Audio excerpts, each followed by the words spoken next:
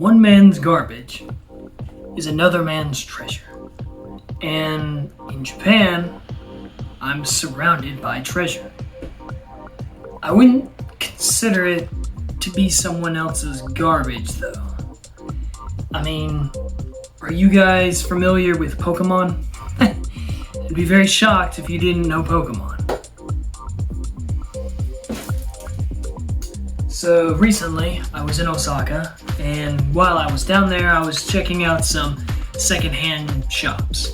Because in Japan, secondhand shops are everywhere, and you really never know what you're gonna find. In my case, along with some really awesome games, I found Pokemon Gold, Game Boy Color, boxed, complete in box. Okay, so this has the booklet, the game. The box itself is in pristine condition. It's really nice. I like it. I found Pokemon Yellow on the Game Boy. Not even Game Boy Color. The Game Boy. Like it. Here we are. We got good old Pikachu, and I don't know how old you guys are, but for me, games like this are really nostalgic. I grew up playing these games. My very first game was Pokemon Red, Game Boy Color. I also found Ruby. Alright. Ruby box is great, even has some promo in it, along with the actual booklet itself. I mean, let me just open this for you and show you what I mean. You open this up. I mean, it has the original instructions telling you how to clean the Game Boy Advance cartridge. If you guys remember the anime, 2002. I mean, that's got to bring back some memories for some of you guys, at least. You guys remember the Pokemon Mini? Now, I can't fully read Japanese. I'm learning. But they actually have some really cool stuff. And personally, I have a Game Boy Advance. I bought a Japanese one specifically to play games like this. It's just really good condition. And then, of course, the game itself in its little box here.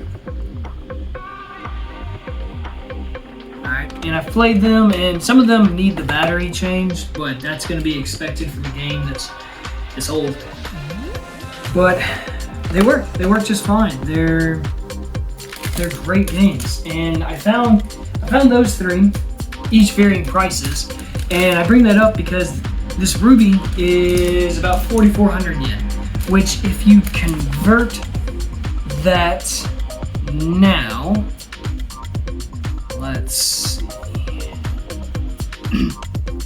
So it's about 4,400 yen, and it's about 30 bucks. So I found these three games, among others, in these secondhand shops, and recently it kind of dawned on me that these things are in such great condition, they have to be worth something. And so looking on pricecharting.com, you can actually find that a good chunk of them are worth more than what they're being sold for in Japan. In Japan itself, they're worth maybe this much, but outside of Japan, they're worth about this much. Sometimes 2, sometimes 3 times more than what they're sold here. Now, with shipping costs, it's a little bit harder, especially if you're selling individual items, to make a huge profit. But I was thinking, why not try to start some sort of side gig where I find these particular games and, see if I could find some buyers for them. Along for myself, I like to collect. I'm really big into Pokemon, and I'm really big, my number one series is Legend of Zelda. Now, I found a lot of cool stuff, especially Legend of Zelda related, like these games right here.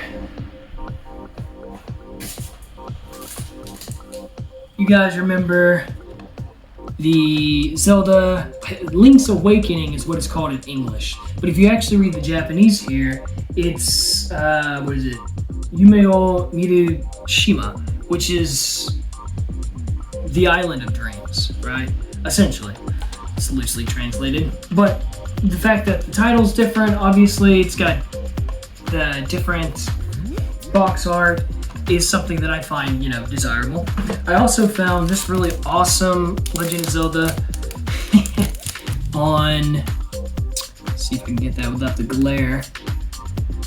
This particular Zelda, this is on the disc system. Alright, so I can take this out and show you.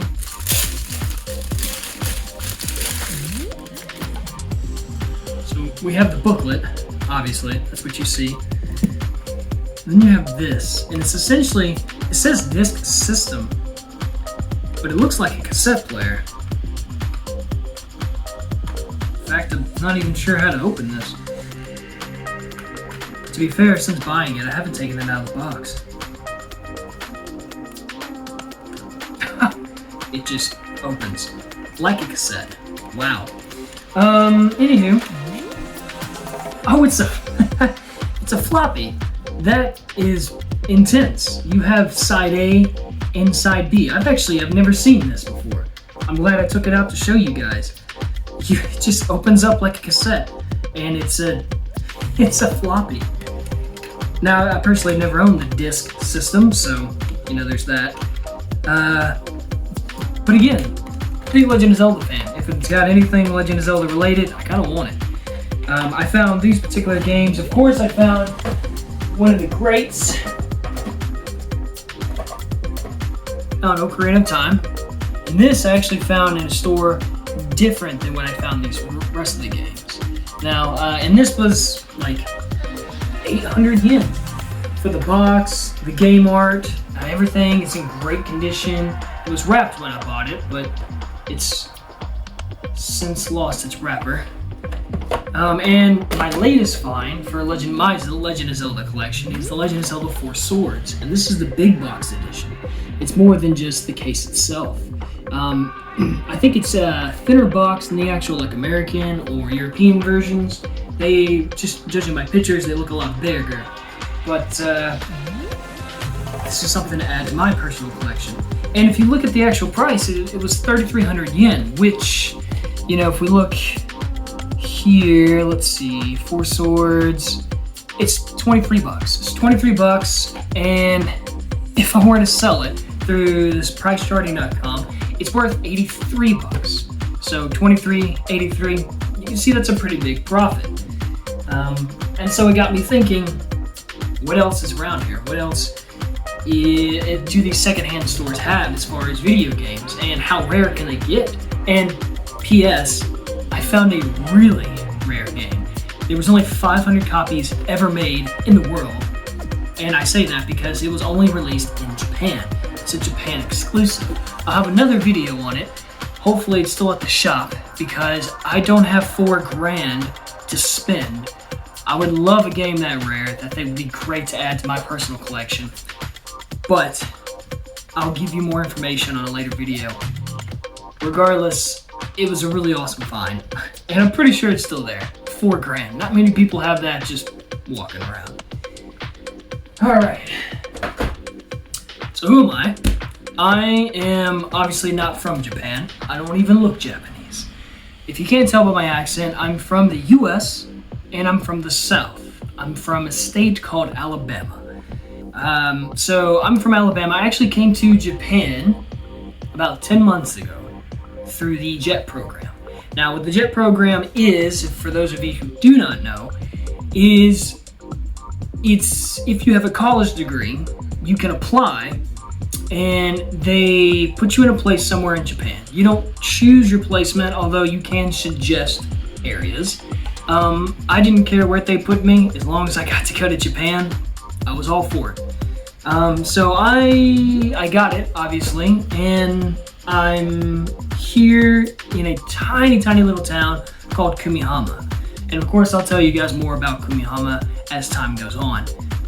But suffice it to say, this town is so small, if I stand on the mountain that's right over there, I can see the beginning and end of Kumihama.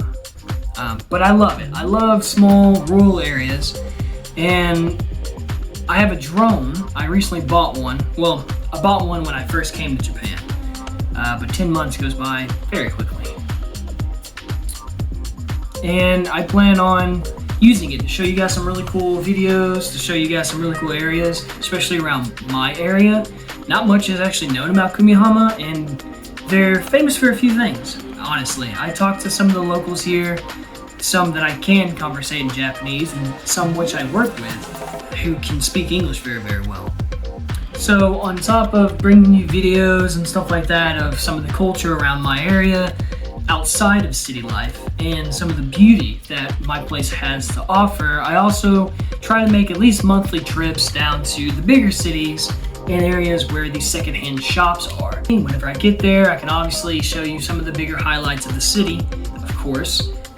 And with these secondhand shops, you never really know what you're gonna get. So it'd be cool to share my experience with somebody and other people. So yeah, if you find that interesting, feel free to comment, like, subscribe, hit that bell icon. I'm not going to be posting up a ton of videos every month. I don't have the schedule for that. But I will be posting up what I find. I'll take you along on the trips and the different things around here, like I've said. And if you have any questions, comments, or criticisms, feel free to leave those down too, because I could use a good read and maybe a good laugh. But until then, I'm just a gaijin in Japan.